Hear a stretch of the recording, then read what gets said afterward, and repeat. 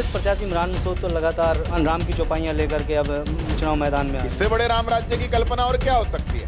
हम तो चुनौती देके कहते हैं कांग्रेस वालों को कि 10 साल हमारे और 55 साल उनके। कि भारतीय जनता पार्टी की सरकार आती है तो अपने आप को बचाना पड़ेगा, खतरे में संविधान पड़ जाएगा, हर किसी के लिए मुसीबत हो जाएगी। हाँ, वो चूंकि वो भ्रष्टाचारी है, चूंकि उसने गुंडागर्दी मचाई थी पहले, बहुत से लोग गए हैं, जेलों में भी गए हैं। अगर उसने ऐसा कुछ कर रखा होगा तो इस आधार पे उसको खतरा लगता होगा, वो अपनी जान बचाएगा। लेकिन हाँ, जीरो टॉलरेंस की नीति पे हमारी सरकार कायम है, हम कार्रवाई करेंगे। भगवान राम की चौपाइयों के साथ अब वो बालासुंदर देवी मंदिर में भी जा रहे हैं। मेरे बहुत अच्छे कार्यकर्ताओं ने वहाँ जाने के बाद उसको पवित्र करने का काम किया था। चुनौती दे रहा हूँ, क्षत्रिय समाज के 25 गांव वो बताएं जहां वो हो आए हों और जहां उनके चुनाव के कार्यक्रम में 25 से ज्यादा लोग जुटे।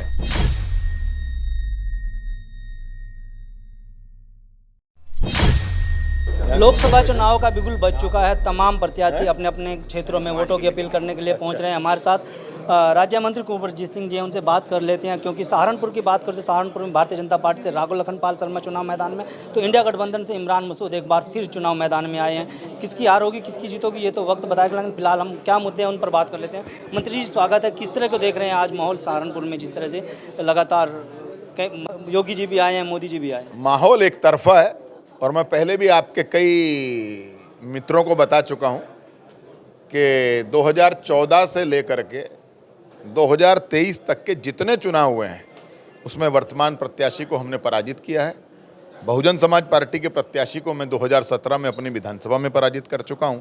तो पराजय स्वीकार करने वालों का ही चुनाव नहीं है। विजय संकल्प की यात्रा के साथ देश के प्रधानमंत्री नरेंद्र मोदी जी के नेतृत्व में देश की 125 करोड़ से ज़्यादा जनता ने भारतीय जनता पार्टी और राष्ट्रीय जनतांत्रिक गठबंधन को 400 से ज़्यादा सीटें देने का मन बना रखा है।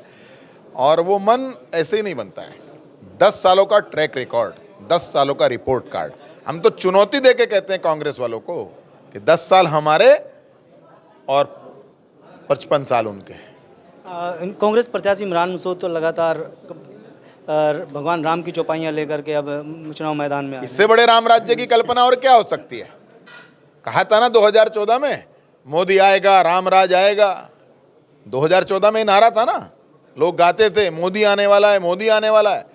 और 2014 में मोदी आएगा तो राम राज आएगा। 2017 में मोदी जी ने कमान सौंपी उत्तर प्रदेश की योगी आदित्यनाथ जी को, तो लोगों को लगा उत्तर प्रदेश के कि यहाँ भी राम राज आएगा। अब राम राज आने के सबसे बड़े उदाहरण क्या हैं?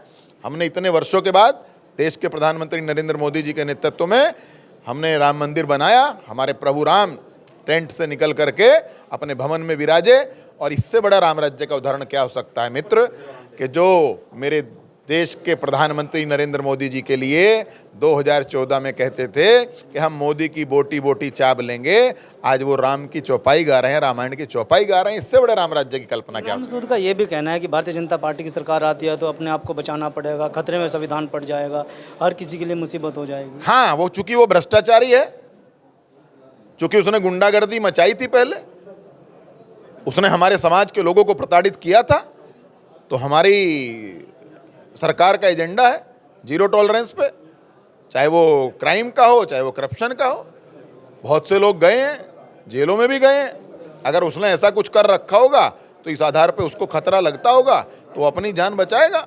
लेकिन हाँ, जीरो टॉलरेंस की नीति पे हमारी सरकार कायम है, हम कार्रवाई करेंगे। भगवान राम की चौपाइयों के साथ अब वो बालासुंदर देवी मंदिर में भी जा रहे हैं, दर्शन कर रहे हैं, चुनरी ओढ़ रहे हैं। हाँ, मेरे बहुत अच्छे कार्यकर्ताओं ने वहाँ जाने के बाद उसको पवित्र करने का काम किया था।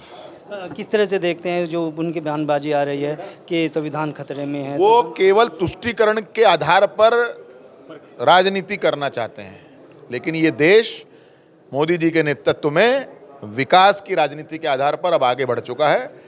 अगले 5 वर्ष जब मोदी जी तीसरी बार प्रधानमंत्री बनेंगे, आज विश्व के अंदर 5वीं आर्थिक शक्ति हैं, फिर हम तीसरी आर्थिक शक्ति उनके नेतृत्व में बनने वाले हैं।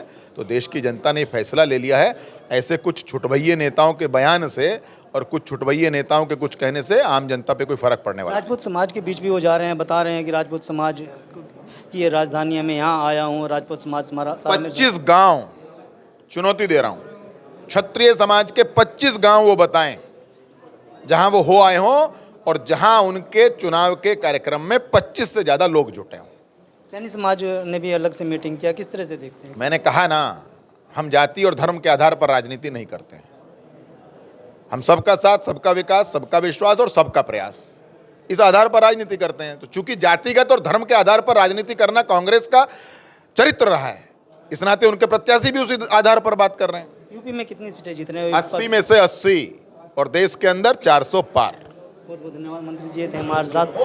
कुंवर बिरजेश सिंह जो राज्य मंत्री हैं उत्तर प्रदेश सरकार में, इन्होंने न्यूज़ से बातचीत में साफ कर दिया जिस तरह से इमरान मसूद लगातार भगवान राम की चौपाइयों को याद कर रहे हैं, मंदिर में जाकर माता के दर्शन कर रहे हैं, तो वो इससे बड़ा राम राज्य भारत में क्या होगा?